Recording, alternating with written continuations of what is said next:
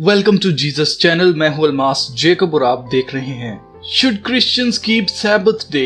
What is Sabbath day? अजीजों, आज मसीही पूरी दुनिया में संडे वाले दिन चर्च जाते हैं और खुदा की इबादत करते हैं।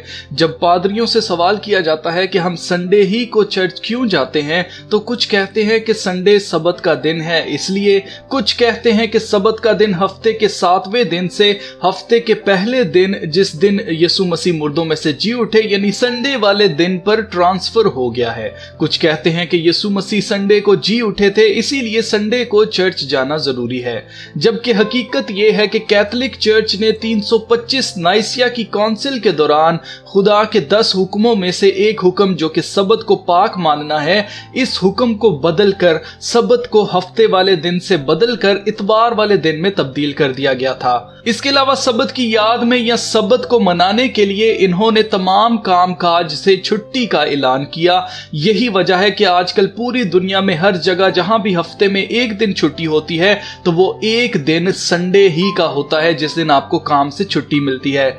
अजीजों, सबत का दिन खुदा के कलाम के मुताबिक संडे नहीं बल्कि हफ्ते वाला दिन है। अब हमें यह तो क्लियर हो गया कि सबत का दिन हफ्ते वाला दिन होता है। अब जान लेते हैं कि सबत आखिर होता क्या है। तो अजीजों, सबत का मतलब है आराम करना। आराम करने के लिए बाइबल में इब्रानी जुबान के 2 लफ्ज इस्तेमाल हुए हैं। उनमें से एक लफ्ज है शबात, जिसको इंग्लिश में सैबत भी कहा जाता है।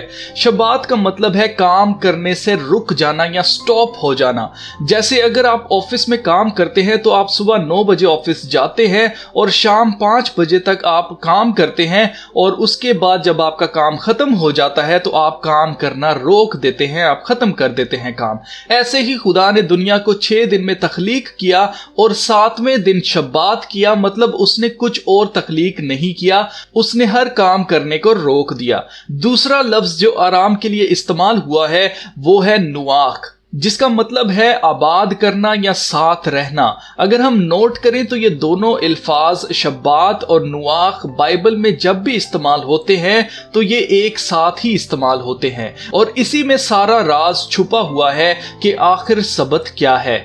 बाकी अदन में जब खुदा ने आदम और हवा को रखा तो वहां भी लफ्ज जो इस्तेमाल हुआ है वो नुआख का इस्तेमाल हुआ है। और हम देखते हैं कि जिस दिन खुदा ने तख्लीक के काम करने को खत्म किया और शब्बात किया, उसी दिन खुदा ने आदम और हवा को बागे अदन में सेटल किया और खुद भी उनके साथ वहां रहा। कलाम मुकद्दस हमें बताता है कि खुदा बागे अदन से इंसान के साथ रिलेशनशिप में रहना चाहता था, मगर जैसे आदम और हवा ने गुनाह किया और वो खुदा से दूर हो गए, वैसे ही खुदा ने बनी इसराइल को चुना और उनके साथ रहा और मूसा के जरिए उन्हें हुक्म दिया कि सबत को पाक माने क्योंकि खुदा पाक है और खुदा इंसान के दरमियान रहना चाहता था। यही वजह है कि पहले बियाबान में दिन के वक्त खुदा बादल का सतून और रात के वक्त आग का सतून बनकर इसराइल के साथ साथ रहा, फिर खैमा इज्तिमा में, फिर हैकल में और आखिरकार खुदा खुद इंसान की सूरत में हमारे दरमियान रहा और हमने उसका ऐसा जलाल देखा जैसा बाप के इकलौते का। अजीजों, सबत का मतलब सिर्फ बदनी मेहनत से आराम ही नहीं है, बल्कि इसका मतलब है कि हम हमेशा के लिए खुदा के साथ पाकीज़गी में रहें।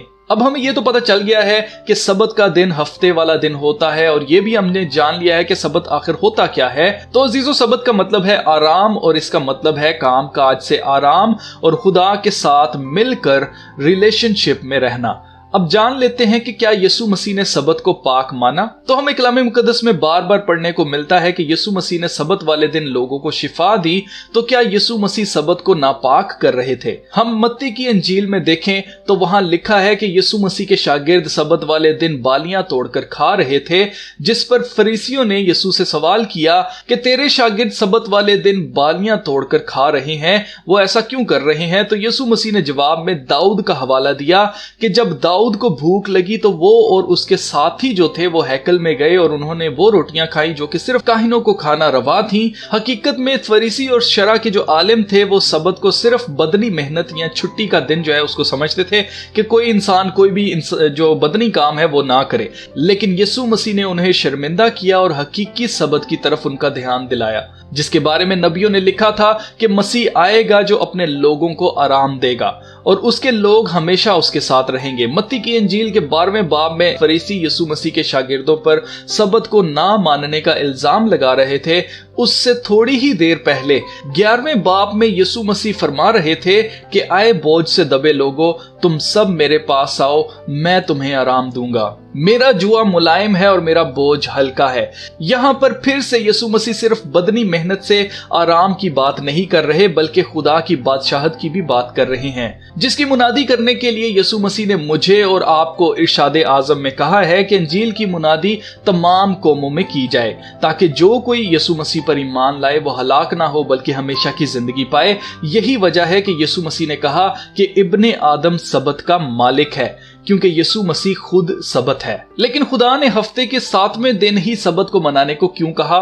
تو عزیزو، خدا کے کلام کے مطابق خدا کا ایک دن زمینی 1000 سال کے برابر ہے، اور کیونکہ خدا نے 6 دن میں دنیا کو تخلیق کیا اور 7ویں دن آرام کیا تھا، اور جس دن خدا نے آرام کیا اسی دن خدا نے آدم اور حوا کو باغ عدن میں رکھا تھا اور خدا ان کے ساتھ وہاں رہا تھا، مگر کیونکہ انسان نے گناہ کیا اور خدا سے جدا ہو گیا، اسی لیے عبرانیوں یعنی بک آف ہیبریوز چیپٹر 4 اور ورس 9 میں لکھا ہے کہ سبت کا آرام ابھی باقی ہے۔